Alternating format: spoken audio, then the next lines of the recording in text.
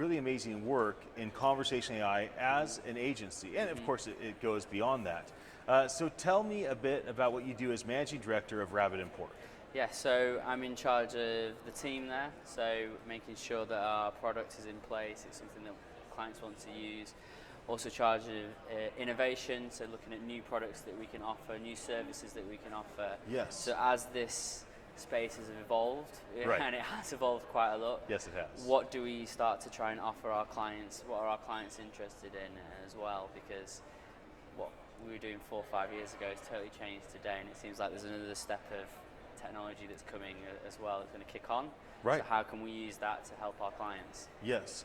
Tell me about the clients that you serve today. What type of folks are you really focused on serving? So there's a few areas that we're looking at. So with insurance, so building products for insurance companies to answer questions of their clients, so whether that's via Alexa or via a website. The other area that we're working on now is smart properties. So slightly delayed compared to the US, has come over to Europe. So we're one of the solution partners for Amazon, and that's looking at installing Alexas into hospitality settings, and in the future, senior living, and then maybe in the future into hospitals. So that's an area of focus that a little bit delayed, but it's finally getting to Europe, and I think that's going to have some great value because we know voice is great accessibility-wise for the older generation. So you mentioned a bunch of industries. How about brands? What type of brands should be leaning into voice? So I think it's applicable for all different types of brands, but when it comes to kind of something like voice search, which we often specialize in, it's going to be FMCG brands because people are asking questions to their devices about, does this product contain nuts or what's the nutritional value? And brands want to make sure that they have the right information coming from their websites. And then, when it's more to B2B, then it's maybe looking at those more industry kind of, efficiency drivers for voice, etc. So I think every business has an opportunity with voice. They just need to find out where they're going to get the biggest amount of value from that. So what would be the easiest way to make an improvement with voice search? Yeah. So on voice search, traditionally Google as a search engine is pulling a lot of information from your website. But you also got to think about your local listings.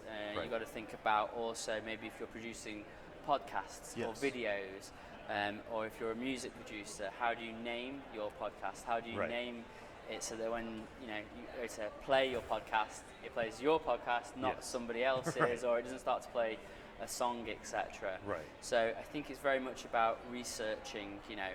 Ask Alexa some questions. What does it do? Does it bring back the right information? No. If not, think about how you can alter and edit your content to gain that value. Right. So Amazon's going to introduce paid search with voice soon. Nobody knows when it is, but when that happens, how does that change the landscape, and how will Rabbit and Pork serve the customers best to kind of navigate these waters? So I think we're in a good position because within the company, within the group, we have a paid search team who've been managing the budgets for clients on, whether that's the paid search on Google or Microsoft. So we'd expect the budgets will come from there.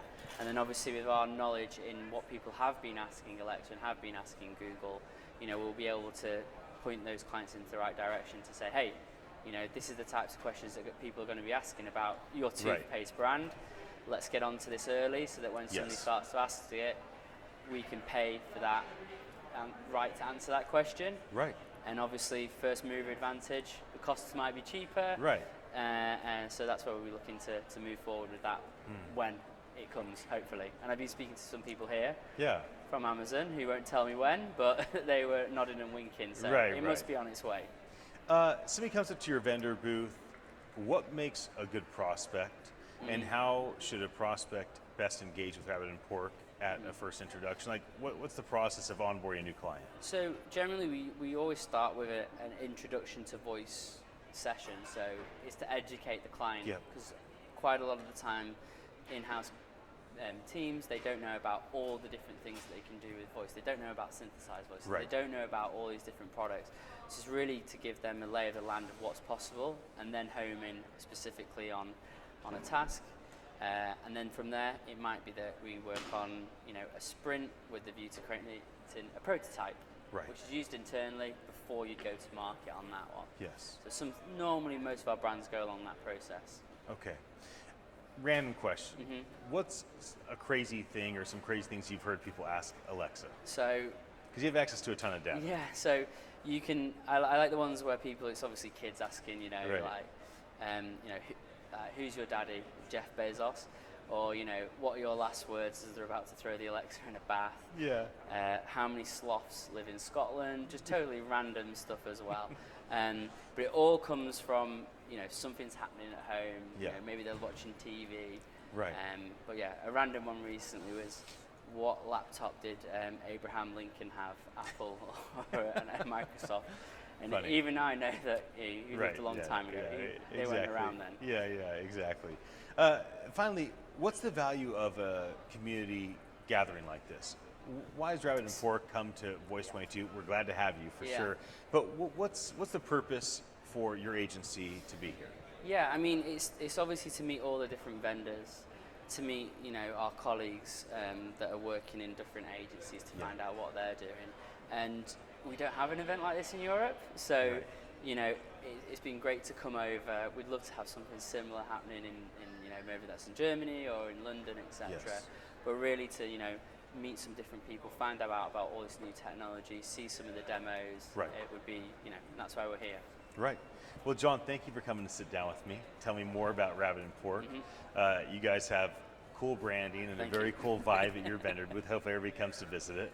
And it's always good to spend time learning more. Thanks very much. Absolutely. Cheers. Anybody that's watching this conversation, thank you for your attention. My name is Ian Utilli. I am the CEO at Attention Live. Looking forward to bringing more of these fireside chats here at Voice 22 in Washington, D.C. Have a very happy day.